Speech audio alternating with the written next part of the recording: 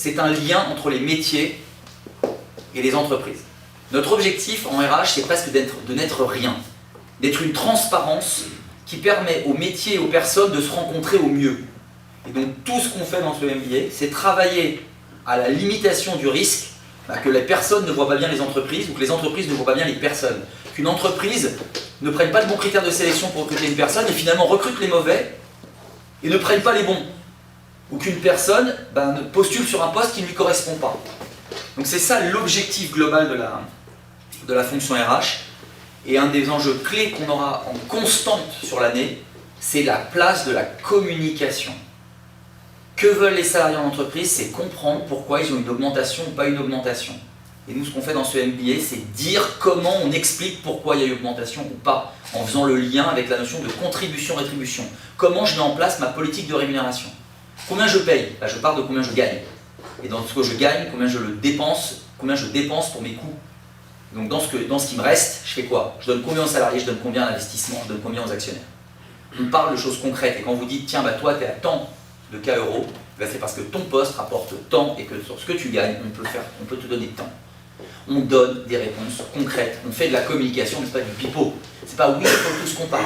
C'est on explique pourquoi on n'est pas augmenté. On explique pourquoi on est promu, pourquoi tu es augmenté. On explique pourquoi on n'est pas recruté. On donne des outils opérationnels de communication entre l'ARH, le management dans ses responsabilités RH, les salariés et les candidats. Le risque RH, ça parle à tout le monde. Et le risque RH avec l'ESA, c'est que ça va plus loin. Le risque RH, dès qu'on pense risque RH, on pense risques psychosociaux, risque erreur de paye, peut-être contrôle URSSAF, erreur de compta, déclaration sociale mal faite, on va penser dépassement des heures sup, non paiement des heures supplémentaires, non décompte des jours de congé. Voilà, on va penser au risque un peu classique, risque bien sûr de contentieux. Donc tous ces risques, on les voit. Tous ces éléments, on va les voir. Comment on gère un contentieux? Pour info, dans ma carrière et dans la carrière des personnes qui vont intervenir, mais je parle surtout, je vois bien ce que j'ai fait mieux que ce que font mes camarades professeurs qui seront avec moi pour ce MBA. En fait, moi j'ai dû superviser, j'ai dû lire des centaines de dossiers de contentieux, des structurations. Mon père était avocat en droit du travail pendant 43 ans, et là il profite de sa retraite, un truc que nous on verra peut-être pas. Et on parle beaucoup du droit du travail, de comment il a vécu, comment le droit s'organise. Tout de suite, c'est quoi? Chaque fois qu'on prend un dossier, le moindre contentieux conflit avec un salarié ou quoi que ce soit, on repart à zéro même si on connaît l'affaire. Il y a toujours expertise du cas. Ensuite, on réfléchit toujours avec tous les acteurs et on fait de la politique. C'est-à-dire qu'on se pose la question de savoir, en fait, la décision légalement c'est ça, mais quel est l'impact si on la prend et quel est le deuxième impact? Et on va prendre une décision, donc expertise, réflexion, décision, qui doit toujours prendre en compte tous ces éléments. Et quand on prend la décision, on n'en prend qu'une et on la maintient. Et donc en réalité, vous voyez, rien que sur ça, on prendra des cas concrets d'analyse, des cas concrets d'études, des dossiers simples sur finalement le plus grand problème, c'est pas pendant que le salarié est là, c'est quand il part et qu'il demande de se faire repayer toutes ses heures supplémentaires. D'où l'importance de mettre en place une gestion de l'administration du personnel carrée au début. Parce que quand la personne part en contentieux et qu'elle se fait repayer toutes ses heures sup, plus qu'en réalité on est condamné pour avoir fait du travail dissimulé, etc., en fait on se rend compte que d'avoir un sens de la maîtrise des risques, d'être un peu embêtant, d'être un peu dans l'administratif, et en fait c'était absolument fondamental. Et pareil dans la maîtrise des risques, on peut passer au slide après, c'est que la première chose, l'ARH, c'est le risque de mauvaise allocation des ressources, c'est de ne pas mettre à disposition du patron les bonnes compétences, c'est de ne pas être capable de pourvoir les postes. Rôle central du recrutement, de la fiche de poste, être formé à rédiger une fiche de poste efficace qui permet de faire une annonce qui attire les bonnes candidatures. Comment est-il possible qu'aujourd'hui, on trouve ça normal, que quand on envoie une candidature, on n'ait pas de réponse? Non mais on est chez les dingues. Quand tu demandes un crédit chez CTLM pour avoir 2000 € pour t'acheter une armoire, quand on te dit oui ou non, on te répond, et tu as un service réclamation qui te répond, pour un crédit conso. Bravo, magnifique cet élève. Et alors en RH, tu engages ta vie, tu envoies un CV, on ne te répond pas. un des premiers enjeux de la RH, c'est de mettre en relation les postes à pourvoir et les personnes. Et tout ce travail, en fait, on le fait ensemble parce qu'en fait, on y croit. Et en fait, c'est faisable. Eh bien, il faut déjà travailler bien sur la fiche de poste. C'est quoi les questions qu'on pose en entretien et pourquoi? Pourquoi il y a des gens qui demandent c'est quoi vos 3 qualités, vos 3 défauts? Et on va faire de la docimologie ensemble sur cette session sur les problématiques de recrutement et de gestion de carrière. La docimologie, ça vient du latin, docere, éduquer. C'est la science de l'éducation. C'est la science de l'évaluation. Pourquoi on pose quelles questions? Pourquoi telle mise en situation? Comment on détermine que quelqu'un a de l'écoute ou de l'esprit d'équipe? Voilà, on verra déjà sur ce risque-là aussi. C'est la capacité à comprendre les personnes pour les mettre en face des bons postes. Et juste en dessous, parce que ça c'est un risque hyper traditionnel.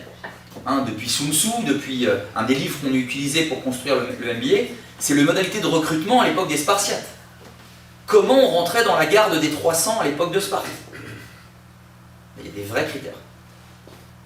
Il y avait des vraies modalités de sélection. Et en plus, elles sont décrites par un auteur, justement, du 2e siècle avant Jésus-Christ. C'est génial de voir comment les méthodes de sélection étaient encadrées. Pareil, Machiavel, il a écrit L'art de la guerre, il n'y a pas que Sun Tzu qui l'a écrit. Et il explique les modalités de sélection et de formation. Il y a des trucs concrets. Puis vous en faites pas, on ne parlera pas que des bouquins d'avant-avant. Mathusalem, bien sûr, viendra faire une petite intervention. Mais sinon, on travaillera aussi avec tous les bouquins actuels de gestion prévisionnelle des emplois et des compétences. On travaillera sur, bien sûr, tous les ouvrages actuels. Et donc, un des risques clés sur lesquels on travaillera aujourd'hui, c'est le data management. Vous connaîtrez tous, et vous pourrez tous en entreprise mettre en place, la notion de RGPD. Le RGPD, c'est quoi ce truc dont tout le monde parle? Mais c'est quoi? Il y a 88 pages. Le traité commence à la 31e page. L'article clé, c'est le 5e. C'est l'article 5. Et l'article 6, qui résume tous les concepts, et pour résumer, qui explique pourquoi tout candidat aujourd'hui a le droit de faire un procès à une entreprise qui ne lui explique pas pourquoi il n'est pas retenu. Parce qu'à chaque fois qu'on se donne des données, et bien en fait, les données que vous êtes en train de collecter sur moi là, si vous voulez vous en servir d'une certaine façon, il faudrait me dire que vous les avez, ces données, et recueillir mon consentement. Et je le sais que vous les avez chez nous pour vous parler d'un MBA RH. Vous pouvez parler d'un MBA risque RH. Et bien, bien sûr, quand vous allez partir, vous allez faire des commentaires. Mais oui, c'est le jeu. D'une certaine façon, c'est implicite. Mais quand un candidat il envoie ses données et qu'il n'a pas de réponse, ben c'est non conforme au RGPD. On donne du lien au RGPD. Quand on fait un entretien de gestion de carrière, quand un salarié va dans une formation et qu'à la fin il donne son avis sur la formation, ben il faudrait cadrer d'un point de vue RGPD. Protection de ses données. Tu parles que si tu signes et que c'était ton manager qui faisait la formation et que tu dis qu'elle était nulle, il vaut mieux avoir un truc RGPD qui dit que dans tes évaluations, on n'utilisera pas le non-satisfecit que tu as exprimé vis-à-vis de ton manager formateur. Mais c'est compliqué d'écrire ça, parce qu'en fait, le manager, il va peut-être le prendre personnellement. Donc il faut anonymiser les retours sur les formations, par exemple. Qui a accès à quelles données quand tu fais un entretien d'évaluation annuel? Pourquoi les gens ils signent en bas du document? Il faut donner du sens RGPD. Bah, tu signes, c'est pas pour dire que tu es d'accord. La signature, c'est j'ai pris connaissance des données qui sont dans ce document et je sais comment elles sont utilisées par rapport à la politique de gestion des données de l'entreprise. Ça doit être écrit dans les documents de gestion de carrière. Donc voilà, on donne du sens aux nouveaux enjeux, encore une fois, concrètement. Et sachez, on a un petit truc particulier aussi, c'est qu'on est passionné de data, de big data et tout ça, et qu'on travaillera sur les grands enjeux du matching de façon ultra concrète. Comment on transforme un discours déstructuré, ce qu'on est en train d'avoir, en des data exploitables. Et on vous dira pourquoi aujourd'hui le matching RH ça ne marche pas. Tout simplement parce que c'est pour un poste, par rapport à un métier, par rapport à une fonction, par rapport à une mission. C'est quoi l'ancienneté? L'ancienneté dans le poste, depuis que tu es né. C'est quoi l'adresse? C'est l'adresse où tu habites ou l'adresse de ton travail. Et donc en fait les catégories de données RH déjà elles sont bazardeuses. Donc tant qu'on ne s'entend pas sur un dictionnaire des catégories de données ça ne va pas. Et je ne vous raconte pas les modalités d'évaluation. Sur LinkedIn, on est tous un peu intéressés par la modalité de matching et les postes qu'on nous propose. C'est toujours assez divertissant. Mais je ne vous raconte pas dans les entreprises comme c'est drôle aussi. Pourtant, chez Amazon, alors vous tapez un bouquin qui vous intéresse, il y en a 50 qui sortent et qui sont bons. Comment c'est possible qu'on ait un tel décalage entre le data management RH et le data management des objets? Ça, on en parlera aussi. Dans la banque et dans l'assurance, il y a des obligations réglementaires qui pèsent en matière de connaissance de ses salariés. Mais vous imaginez qu'il faut une obligation réglementaire pour dire qu'il faut connaître vos salariés? Mais l'entreprise devrait connaître ses salariés, précisément, y avoir une base qui référence les choses que savent faire ses salariés pour leur proposer les bons postes. On prendra des exemples justement là-dessus, c'est la data. c'est la capacité à stocker de la data fiable, et pas de la data molle, où tout le monde est sympa, tout le monde est beau, genre sur LinkedIn, où il n'y a que des recommandations positives. Il faut coter les gens de 0 à 5 peut-être, sur certaines compétences. Et en fait, c'est là-dessus qu'on va pouvoir dire, telle personne, il a fait telle formation. On a la data cochée, la formation à la maîtrise des risques, elle est faite. Donc, j'ai une data, j'ai une politique qui est conforme aux exigences réglementaires. Et c'est pour ça, encore une fois, que le fait de travailler dans le cadre École supérieure d'assurance et de travailler sur le risque RH est une opportunité exceptionnelle de ne pas être que dans le risque administratif, mais d'être dans la performance, dans l'amour, dans l'attention aux gens. C'est pas normal qu'on n'ait pas des datas fiables sur les personnes de son entreprise. Et que quand on a un nouveau poste qui s'ouvre, on ne trouve pas les ressources qu'on a en interne. Donc on va travailler sur des choses concrètes, aussi bien sur les anciens risques, finalement ce qu'on avait dit avant, c'est-à-dire que la fonction RH, c'est se faire rencontrer les gens, les métiers. Et deuxièmement, c'est tous les nouveaux risques, et notamment liés à la data, à la digitalisation, aux pratiques, au RGPD, à tous les nouveaux concepts. Et donc, pour conclure, 2 slides. Premier, c'est que le risque, c'est une méthodologie. En fait, il faut enlever la notion de risque, tout ça, la banque, c'est universel. C'est que toute personne qui travaille, que vous ouvriez une sandwicherie, que vous montiez un club de foot, quoi que ce soit, il faut s'organiser. Ce que demande la méthodologie du risque de l'assurance et de la banque, c'est de s'organiser. C'est de lister les activités qu'on a, de les documenter, d'identifier les risques liés à ces activités et de mettre en place des contrôles pour éviter que les risques se manifestent. Et c'est pas de l'assurance, c'est pas de la banque, c'est du bon sens. Simplement, du fait des obligations réglementaires qui pèsent sur l'assurance et la banque, eh bien en fait il y a tout un dispositif méthodologique qui a été mis en place. Quand je suis devenu responsable du risque RH de BNP Paribas, on m'a donné 5 procédures. Tout était fait, j'avais plus qu'à lire et à remplir des cases. Ça a pris du temps, c'était du travail, mais la banque, et maintenant l'assurance, nous donne les moyens de travailler là-dessus. Et donc en suivant un MBA risque RH, vous bénéficiez d'une méthodologie de travail sur les ressources humaines qui permet justement de maîtriser les risques et d'en manifester la performance. Donc voilà, pour terminer, c'est ce que je vous ai dit tout au début. Les obligations réglementaires de la banque et de l'assurance, c'est vraiment une formidable opportunité d'éthique et de performance. Parce que ça nous demande de nous poser la question de ce qu'on fait, de comment on le fait, et de mettre en place des indicateurs finalement. Parce qu'un indicateur de risque, plus il y a de risques, c'est des chiffres. Bon, j'ai eu combien de contentieux? J'ai eu combien d'erreurs de paye? J'ai eu combien de recrutements ratés? C'est-à-dire des gens qui partent dans les 3 mois. J'ai eu combien de postes non pourvus? En fait, ce qu'on va faire ensemble, c'est parler des indicateurs de performance de la fonction RH, qui sont la clé de voûte du dispositif d'ensemble que l'on verra à travers 10 sessions qui vont effectivement de l'administration du personnel, qui est en fait l'expression humble du data management hyper fashion que maintenant tout le monde évoque, parce que c'est là où il y a toutes les données RH, jusqu'à la politique de gestion des talents et de mise en place de séminaires sympathiques avec du coaching qui fait également partie de la fonction RH. Donc ce qu'on fera ensemble avec ce MBA, c'est travailler sur les grands thèmes de la fonction RH et sur les grandes réalités opérationnelles, grâce à quoi? Un cadre méthodologique que nous offrent les obligations réglementaires de la banque et de l'assurance. Donc c'est pour ça que nous, je termine par le premier mot que j'ai dit, quand on commence ce MBA, qui est notre MBA, avec une indépendance intellectuelle totale, on n'a pas à faire ce que la sociologie nous demande ou la psychologie du travail nous demande, mais on se sert avec grand bonheur de ce que la sociologie et la psychologie du travail nous proposent. En fait, quand on fait ce MBA, on y croit à fond et on espère que ça vous servira pour soit être des managers plus performants, soit des RH qui diffusent des pratiques plus performantes en interne, avec quoi? Des outils concrets. Donc l'école, très rapidement, l'école elle a presque 40 ans, elle est née en 1980, c'était les courtiers, les agents généraux qui ont voulu se différencier et qui n'ont pas voulu rester sous la tutelle donc, de la FFA, la Fédération Française des Assurances. Dans la formation à distance, on a travaillé sur 2 diplômes RH. Alors pourquoi la RH? Justement, comme nous travaillons uniquement avec des RH, avec des formateurs, avec des gens qui suivent des alternants, il nous paraissait complètement légitime de commencer à travailler sur la RH. Et en plus, je dirais qu'on a commencé par le Copenben, comme ce diplôme est en cours d'homologation au répertoire national des certifications professionnelles, c'est-à-dire qu'il va devenir facilement finançable. Et la RH, pour nous, c'était quelque chose de naturel. En fait, il y a une vraie il y a un vrai fil rouge à l'ESA. On ne se met pas à faire des formations RH tout d'un coup parce qu'on s'est dit, tiens, il y a un nouveau marché qui s'ouvre. On a commencé par faire des formations en assurance. Et puis, il y a une dizaine d'années, on s'est lancé dans le risque. L'ESA, c'est vraiment spécialisé dans le risque en tant qu'école.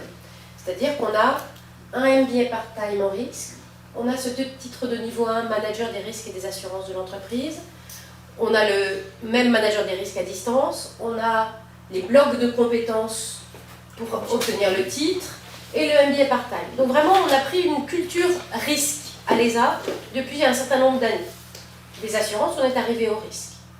Et maintenant, avec l'aide d'Antoine et d'Humanis, on se dit que le risque, c'est bien gentil, mais le risque humain, finalement, est sans doute le risque le plus fluctuant, le plus sensible, le plus impactant pour une entreprise.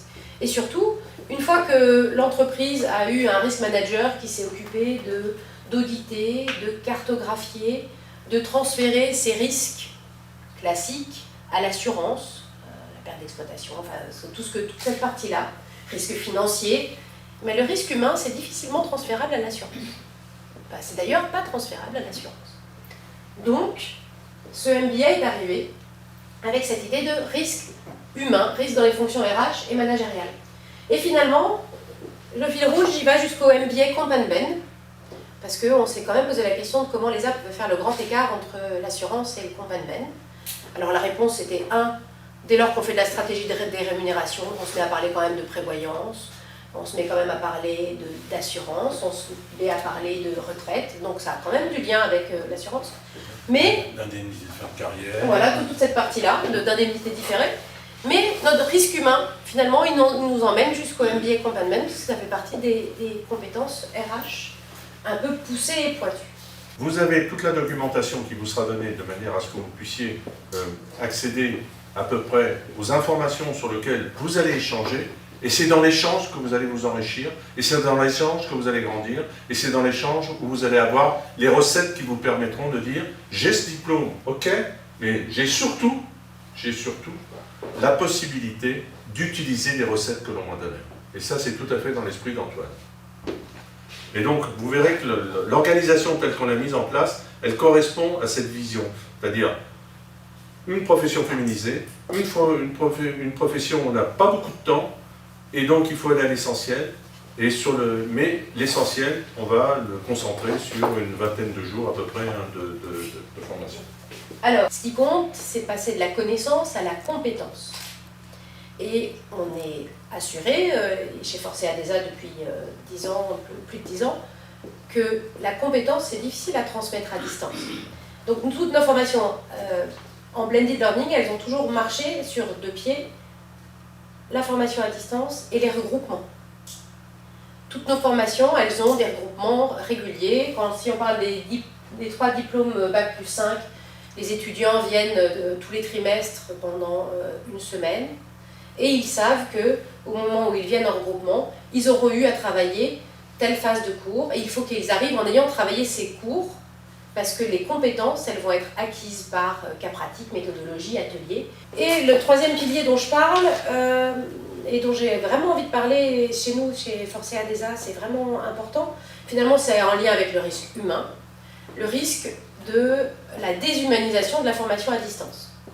Pour nous, c'est essentiel qu'il y ait un vrai lien humain de vous, apprenants, avec nous, centre de formation, et que vous puissiez à tout moment avoir un référent, alors qui bien sûr les référents formateurs, mais pas seulement, que vous ayez un référent pédagogique qui c'est en plus des formateurs, que vous pouvez appeler dès que vous avez des questions, dès que vous avez des inquiétudes, dès que vous êtes coincé sur un cours, dès que la motivation est en berne, dès que il va falloir que j'ai pas le temps pendant le mois qui vient pour travailler, comment est-ce que je m'organise pour être prêt pour le regroupement.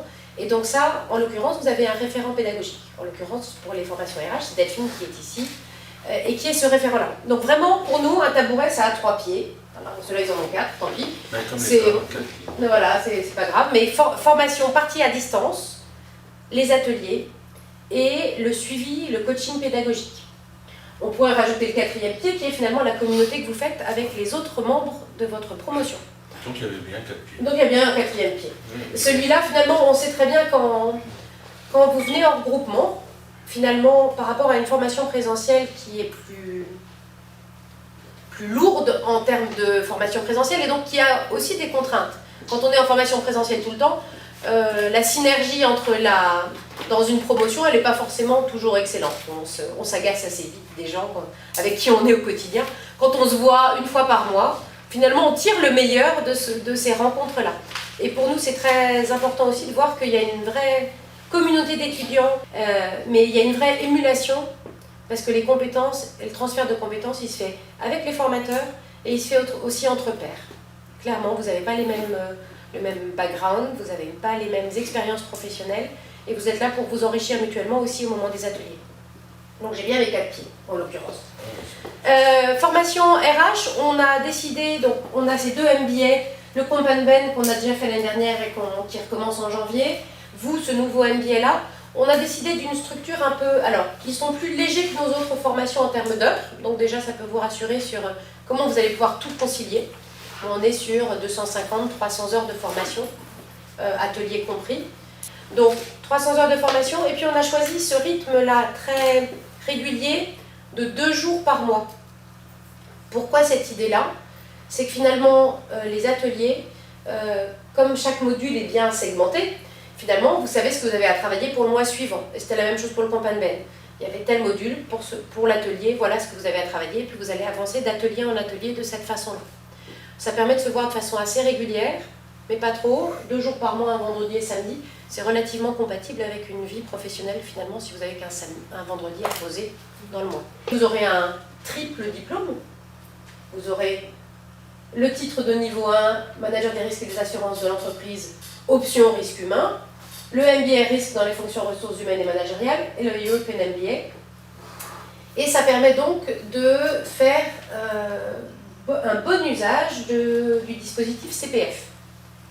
En effet, si vous avez des heures CPF, ce que je pense, comme tout à chacun, que vous n'avez pas encore utilisé, que vous pouvez mobiliser pour ce diplôme, il n'y a pas de problème. C'est-à-dire qu'on peut faire des demandes de prise en charge auprès de vos OPCA sur ce diplôme MBA par le biais de votre CPF, que ce soit un CPF accompagné par l'entreprise, c'est-à-dire que vous en parlez à votre entreprise et que vous faites un montage avec l'entreprise, ou que ce soit un CPF autonome, c'est-à-dire que vous faites la demande directement auprès de votre OPCA. Normalement, depuis le 1er janvier 2015, vous avez reçu un courrier de vos ressources humaines, donc peut-être que c'est vous qui les avez faits, donnant vos nombres d'heures de DIF et demandant à créer votre espace personnel sur mon compte formation.gouv.fr, qui devient maintenant mon compte activité.gouv.fr. Et donc c'est Delphine qui est là, qui va s'occuper de Delphine, qui est la responsable des formations RH à distance pour les arts, et qui s'occupe aussi bien des montages de dossiers de financement, que ensuite toute la partie accompagnement pédagogique et lien avec les formateurs, lien avec vous, et qui sera ce pivot.